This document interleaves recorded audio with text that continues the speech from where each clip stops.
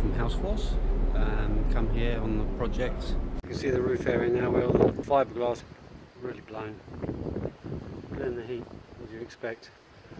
So we're going to have to clean it off, wire brush it off, and then I'll suggest that from the top of the tacker here we'll also come down here with the rubberized down to this ridge here, all the way around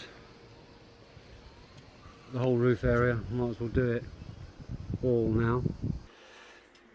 There's jet washed and been scrubbed all the way around.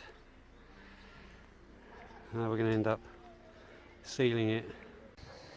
Okay, we're up on the flat roof. It's had a good coat today. It's going to get its second coating tomorrow.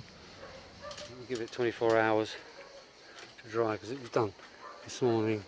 But it's actually physically like a rubber. I don't know if you can see.